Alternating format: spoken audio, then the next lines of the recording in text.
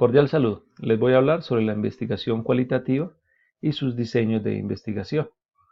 Primero que todo vamos a ver qué características tiene la investigación cualitativa. En la investigación cualitativa se tiene por objeto determinar las cualidades de una cosa, una persona o un aspecto en particular, lo que quiere decir que no se persigue generalización ni la cantidad significativa, la descripción o comprensión de aspectos puntuales. Lo primero que se debe tener en cuenta o que debe tener en cuenta un investigador cualitativo es que buscará estudiar una situación, un contexto de una persona o de un tema en particular. La intención de hacer la investigación cualitativa es conocer, determinar un aspecto en particular, enfocándose en cualidades y entendiendo que son únicas. Este tipo de investigación tiene unos alcances, entre ellos está el exploratorio, el descriptivo, el correlacional o el explicativo. Eh, y tiene unos diseños de investigación, los cuales son la etnografía virtual, la teoría fundamentada, la investigación-acción, el estudio de caso y la fenomenología. En el enfoque cualitativo, a veces referido como investigación naturalista, fenomenológica, interpretativa o etnográfica, es una especie de paraguas en el cual se incluye una variedad de técnicas y estudios no cuantitativos, esto según Grinnell 1997. Entonces ahora vamos a hablar de los diseños en investigación cualitativa. Primero que todo vamos a hablar de la etnografía. La etnografía se considera una modalidad de investigación de las ciencias sociales que surge de la antropología cultural y de la sociología cualitativa. Busca descubrir o describir y analizar ideas, creencias, significados, conocimientos y prácticas de grupos, culturas y comunidades. La etnografía es en sí el estudio descriptivo de la cultura de una comunidad o de alguno de sus aspectos fundamentales, bajo la perspectiva de comprensión global de la misma. Esto según Aguirre, 1995. Se habla de investigación etnográfica o simplemente de etnografía para aludir tanto al proceso de investigación por el que se aprende el modo de vida de algún grupo como al producto de esa investigación. En sí es un escrito etnográfico o retrato de ese modo de vida.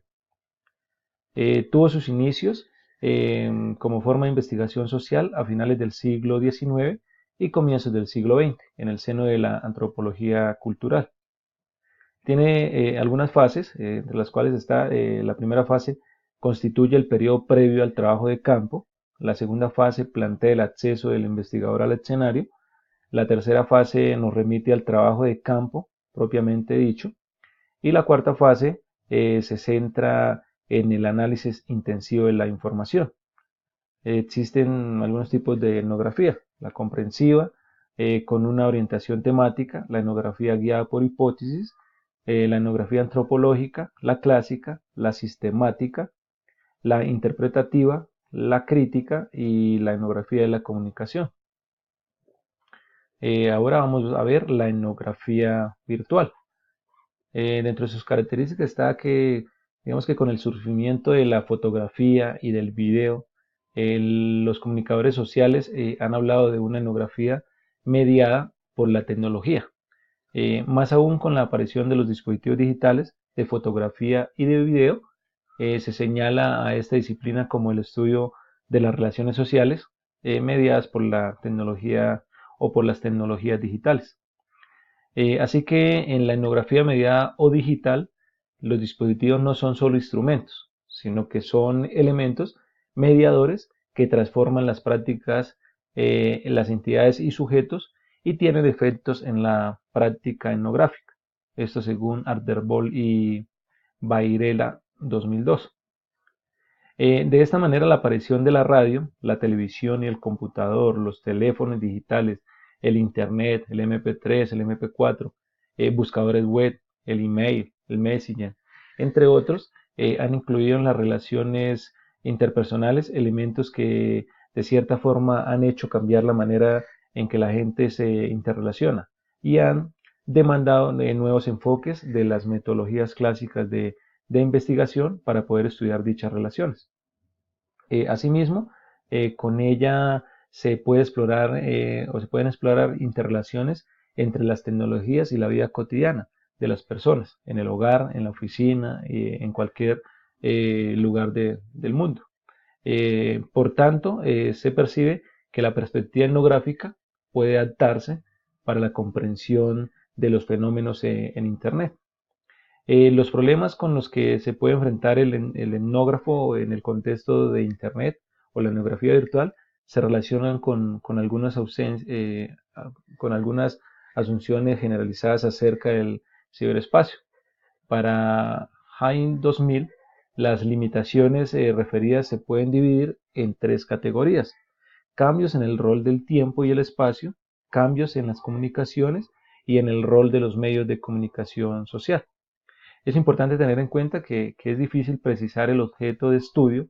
El espacio físico deja de tener importancia en este medio o en este diseño de investigación, y lo corporal no es necesario para las relaciones sociales. Infantes 2006. También es importante tener en cuenta que algunos investigadores de lo digital, como Dreyfus en 2003, afirman que la incorporeidad y la carencia de relaciones sensoriales entre los sujetos en el contexto de Internet trae consecuencias indeseadas en el proceso o en los procesos de aprendizaje e investigación virtual. Ahora vamos a ver la teoría fundamentada. Dentro de sus características, la teoría fundamentada, que se asienta básicamente en el interaccionismo simbólico, fue desarrollada por los sociólogos Barney Glaser y Ansel Strauss y presentada en su obra The Discovery of Grounded Theory. Posteriormente aparecieron otros trabajos también junto a Juliet Corbin. Se puede describir como una metodología general para el desarrollo de la teoría que se construye sobre una recogida y análisis de datos sistemáticos. Las características definitorias de la teoría fundamentada es que las proporciones teóricas no se postulan al inicio del estudio, sino que las generalizaciones emergen de los propios datos y no de forma previa a la recolección de los mismos. Esto según Mertens, 1998. La teoría fundamentada va más allá de las teorías y marcos conceptuales preconcebidos existentes, en búsqueda de nuevas comprensiones de los procesos sociales desarrollados en contextos naturales. Ahora vamos a ver la investigación-acción. La finalidad de la investigación-acción es resolver problemas cotidianos e inmediatos y mejorar prácticas concretas. Eso es según Salgado, 2007. Su propósito fundamental se centra en aportar información que guíe la toma de decisiones para programas, procesos y reformas estructurales. Esto según Salgado, 2007. Los pilares sobre los cuales se fundamentan los diseños de investigación-acción son: los participantes que están viviendo un problema son los que están mejor capacitados para abordarlo en un entorno naturalista. La conducta de estas personas está influida de manera importante por el entorno natural en que se encuentran. Y la metodología cualitativa es la mejor para el estudio de los entornos naturalistas.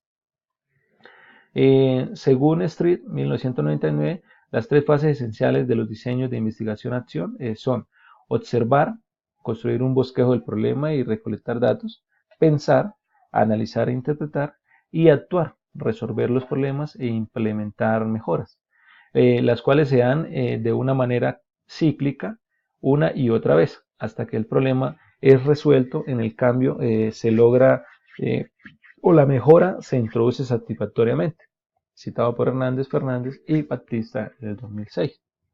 Ahora vamos a hablar del estudio de caso. Se centra en la comprensión de las dinámicas que se presentan en escenarios particulares. Se espera que abarque la complejidad de un caso particular.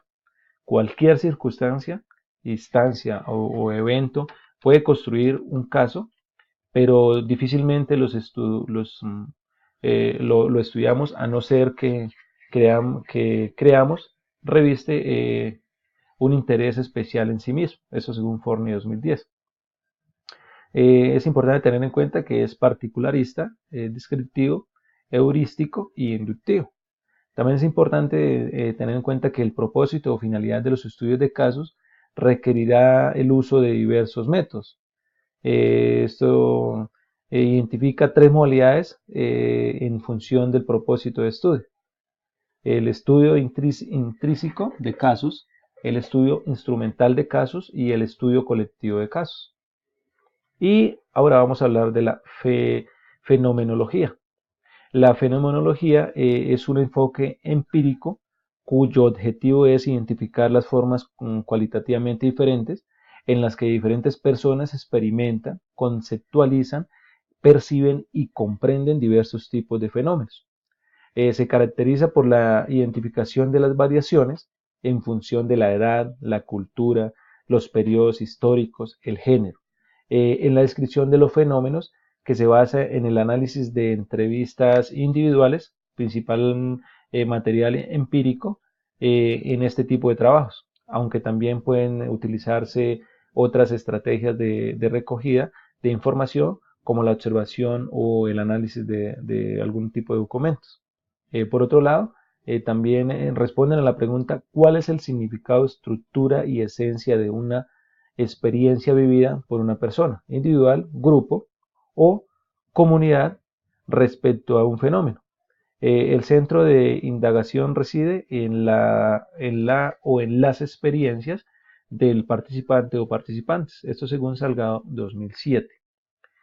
También comparto pues la bibliografía que utilicé para hacer esta investigación de los diseños de investigación cualitativa. Pues espero haya quedado claro. Gracias.